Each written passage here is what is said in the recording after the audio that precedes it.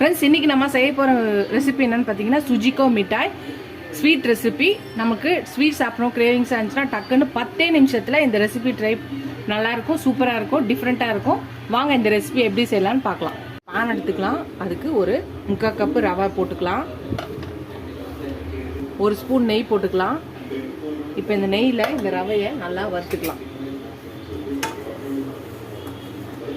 ரவை நல்லா வறுத்தாச்சு. இப்போ 1 கப்பு பால் ஊற்றிக்கலாம். இப்போ இந்த பாலும் இந்த ரவையும் நல்லா ஒன்று சேர்ந்து கடாயில் ஒட்டாமல் ஒன்று திரண்டு வரணும். அது வரையும் நம்ம கிண்டிக்கிட்டே இருக்கலாம். லைட்டாக சாஃப்ரான் போட்டுக்கலாம். இது சேர்த்து கலந்துக்கலாம். கடாயில் ஒட்டாமல் ஒன்று திரண்டு வந்துச்சு பாருங்கள். நல்லா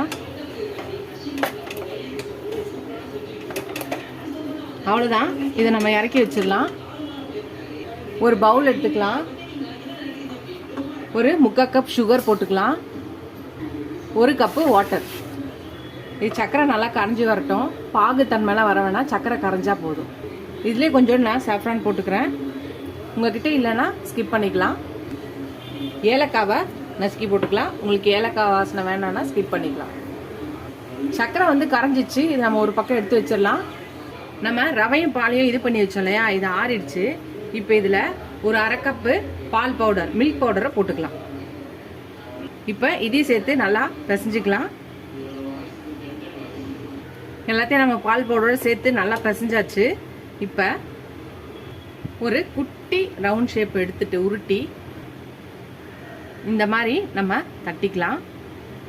ரசமலாய் மாதிரி அந்த ஷேப்புக்கு இந்த மாதிரி குட்டி ரவுண்டாக இந்த மாதிரி தட்டிக்கலாம்.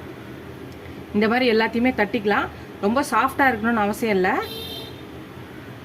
தட்டிட்டு எடுத்து வச்சுக்கலாம்.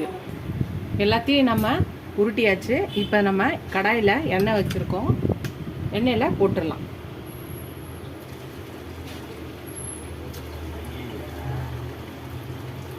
இதை நல்லா ஃப்ரை பண்ணி 2 பக்கமாக வேக வச்சு எடுக்கலாம். ப்ரௌனாக வர வரையும் எடுக்கலாம். ஒரு பக்கம் வந்துருச்சு. திருப்பி இன்னொரு பக்கம் போடலாம். நல்லா கோல்டன் ப்ரௌன் ஆகணும். அது வரையும் நல்லா ஃப்ரை பண்ணிக்கலாம்.